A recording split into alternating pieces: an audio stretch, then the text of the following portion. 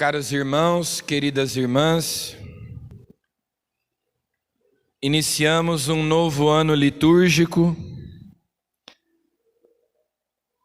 iniciamos o Advento, que é tempo de preparação para o Natal, a segunda solenidade mais importante do ano. O ano civil vai chegando ao fim, então também é tempo de revisão de vida,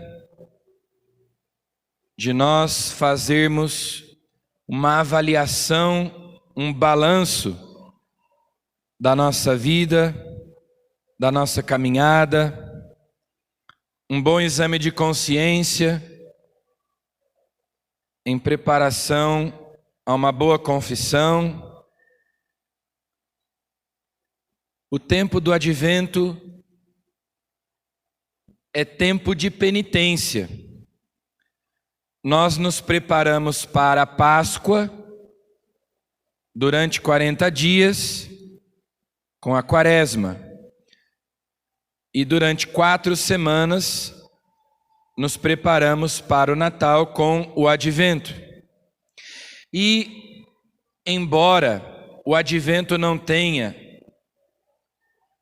o mesmo aspecto, o mesmo espírito da Quaresma, que é mais austera, afinal de contas, na Quaresma nós nos preparamos para celebrar a morte e a ressurreição de Cristo. No Advento nós nos preparamos para celebrar o seu nascimento. Então, o espírito do Advento é um pouco diferente. Tanto é que existem as semelhanças, mas existem também as diferenças. Por exemplo, tanto no Advento quanto na Quaresma, nós usamos roxo, que é a cor da penitência. Nós deixamos de cantar o Glória. Vocês viram que após o ato penitencial, nós passamos direto para a oração do dia. Durante o Advento não se canta o Glória, assim como na Quaresma. Mas na Quaresma é proibido cantar o Aleluia, que no Advento se canta normalmente. Na Quaresma é proibido ornamentar a igreja com flores. No Advento, a ornamentação deve ser moderada, mas não é proibido, como na Quaresma, ornamentar a igreja com flores, porque é um tempo de alegre expectativa. É uma alegria contida, aquela esperança. Essa é a virtude que marca o tempo do Advento, a esperança, a paciência, que prova a nossa fidelidade, a paciência, que é aguardar a vinda do Salvador.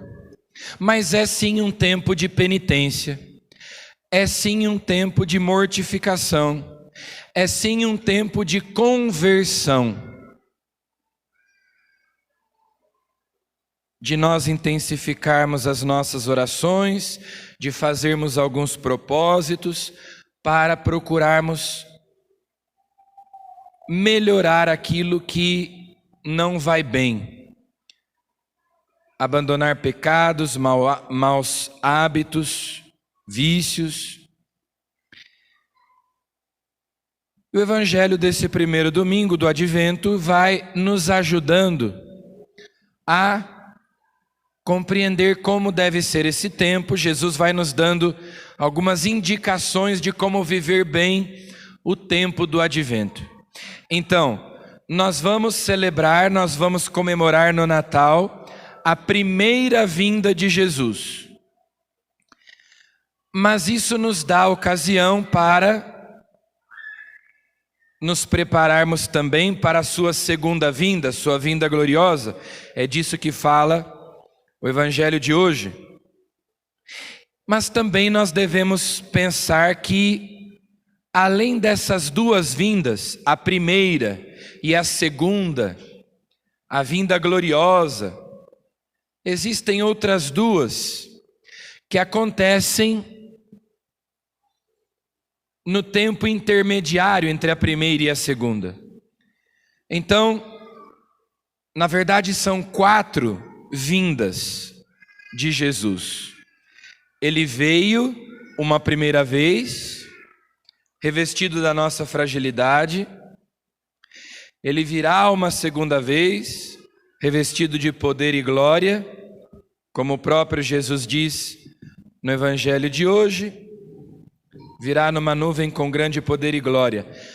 Mas nós sabemos que Ele vem, Ele nos visita constantemente, cotidianamente, nós poderíamos dizer, Ele nos visita com a graça do Espírito Santo. Então, nós somos visitados, a vinda de Jesus acontece na nossa vida todos os dias. Nós somos visitados pela graça do Espírito Santo, se nós estamos atentos, com o coração aberto, cada vez que nós comungamos, especialmente quando vamos à missa, participamos da Eucaristia, comungamos, nós somos visitados por Jesus. Ele vem, Ele desce do céu, Ele fala conosco na oração. Então, nós estamos sendo visitados. Jesus continua vindo, porque Ele prometeu que continuaria presente, que Ele continuaria conosco todos os dias até o fim do mundo. Então, dizer que Jesus virá, que Ele veio e que Ele virá, não significa dizer que Ele está ausente. Existe uma presença de Jesus.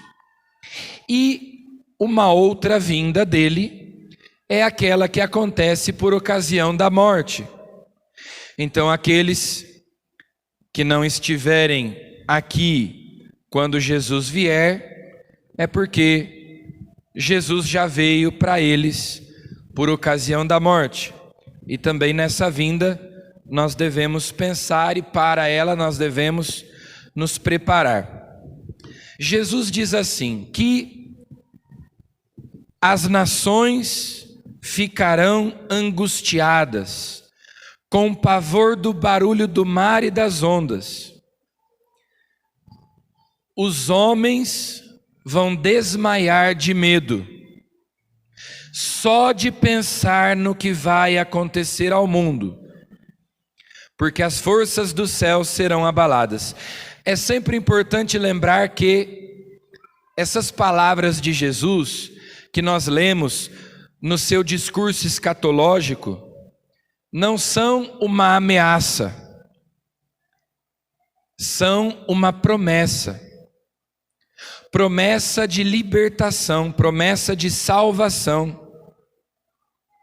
Por isso depois ele dirá, quando estas coisas começarem a acontecer, levantai-vos e erguei a cabeça, porque a vossa libertação está próxima. Então, diante desta notícia de que o Senhor vem, de que Ele não tarda, de que Ele vem logo, seja na parousia, seja no momento da nossa morte, existem 2 atitudes possíveis. Aqueles que vivem no pecado, aqueles que vivem longe de Deus, aqueles que vivem distraídos, desavisados, despreparados, ficarão angustiados, com medo, com pavor, vão desmaiar de medo.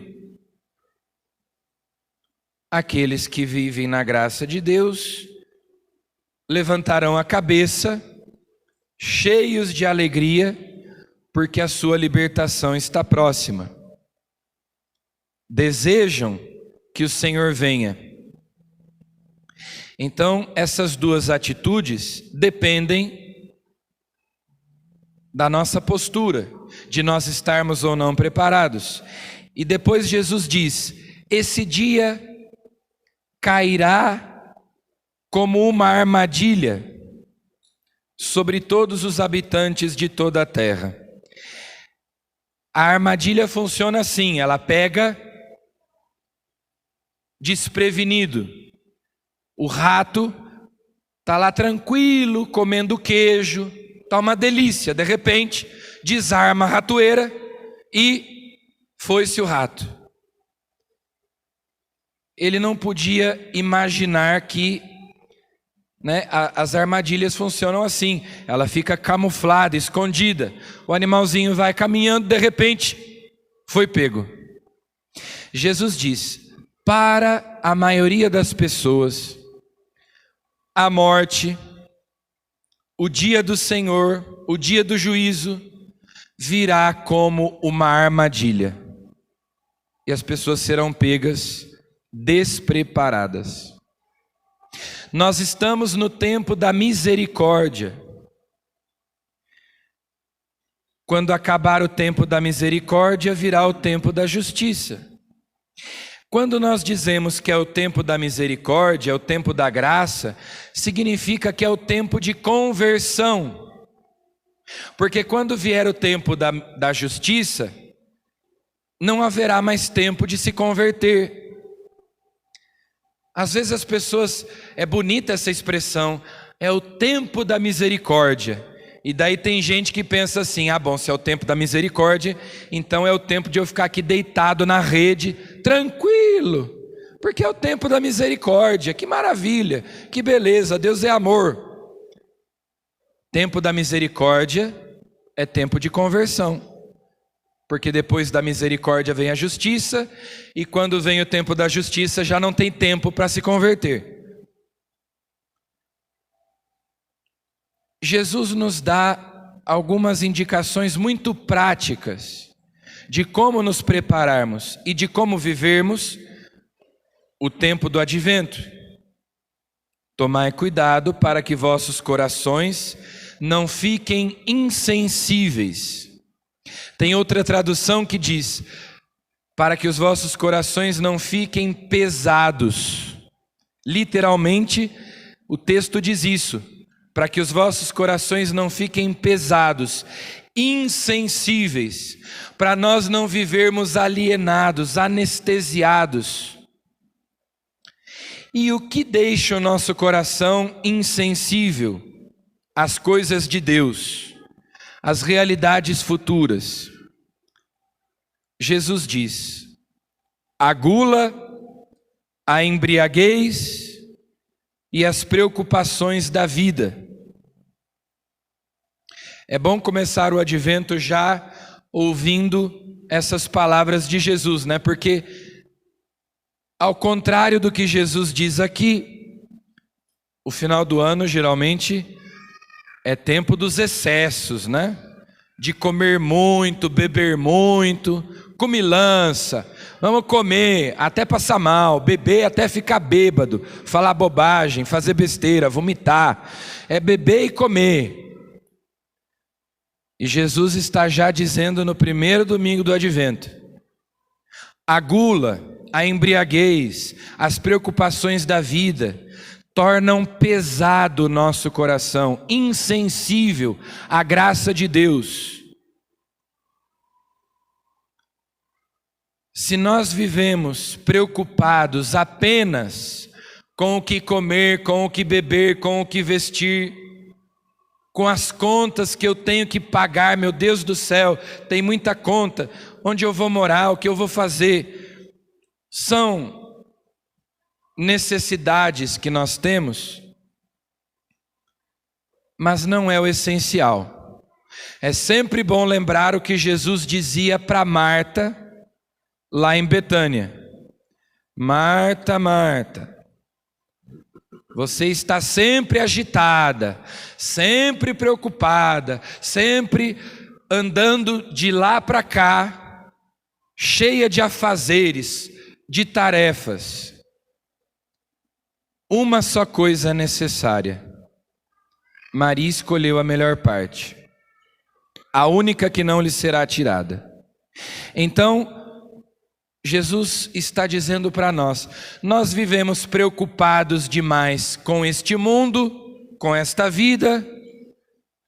A nossa vida às vezes se resume a isto: comer, beber, dormir, trabalhar, comer, beber, dormir, trabalhar. E a nossa alma às vezes está desnutrida, raquítica, atrofiada, doente. Nós só nos preocupamos com dinheiro, nós só nos preocupamos com comida, com bebida, com prazeres físicos, corporais. E como é que fica a nossa alma? Então Jesus diz: essas coisas deixam o nosso coração pesado, insensível, nós ficamos anestesiados, nós nos esquecemos de que temos uma alma, de que nós temos que trabalhar pela salvação da nossa alma. Somos tão ocupados que não temos tempo para oração, não temos tempo para Deus. Então Jesus diz aqui: ficai atentos e orai a todo momento. Não é orar de vez em quando, não é orar quando precisa, quando dá vontade, quando dá tempo. Orai a todo momento, a fim de terdes força. Quando a gente não ora, quando a gente não reza a todo momento, cotidianamente, falta força, falta ânimo, falta disposição. As nossas forças vão acabando. Então, ficai atentos, orai a todo momento, a fim de terdes força para escapar de tudo que deve acontecer e para ficardes de pé diante do Filho do Homem, para que o dia do Senhor não caia sobre nós como uma armadilha. Para nós erguermos a cabeça, ficarmos de pé e nos alegrarmos, porque a nossa libertação está próxima. Para nós não ficarmos apavorados, cheios de medo, desmaiando de medo, só de pensar na morte, só de pensar no juízo. Então, Jesus, neste primeiro dia do Advento, já está nos recomendando: olha, oração, penitência, jejum, abstinência, mortificação, praticar a virtude da temperança, porque Jesus fala de gula e de embriaguez. O contrário de gula e embriaguez é temperança, que é uma das 4 virtudes cardeais. Temperança, moderação, usar dos bens deste mundo com sabedoria, mas buscar sobretudo os bens espirituais. São Paulo, na segunda leitura de hoje, primeira carta aos Tessalonicenses, diz assim: o Senhor vos conceda que o amor entre vós e para com todos aumente e transborde sempre mais. Então, o amor é uma das virtudes teologais: fé, esperança e caridade. São Paulo está dizendo que o amor que vocês praticam entre si e para com todos, o amor a Deus em primeiro lugar, mas o amor que se manifesta entre vocês e para com todos, aumente e transborde. Mais para frente ele diz assim: aprendestes de nós como deveis viver para agradar a Deus, e já estáis vivendo assim. Fazei progressos ainda maiores. Porque na vida espiritual é assim: se a gente não progride, a gente regride. Se você não avança, você dá passos para trás. A fé, a esperança, a caridade, as outras virtudes, a temperança, a prudência, a justiça, a fortaleza, se nós não exercitamos essas virtudes, elas atrofiam. Então, São Paulo está dizendo: vocês têm praticado o amor, mas vocês precisam crescer cada vez mais no amor, fazei progressos ainda maiores. Se nós paramos, se nós estagnamos, nós começamos a dar passos para trás, nós começamos a retroceder. Então é preciso avançar sempre mais na vida interior, na vida de oração, na vida da graça, nas virtudes.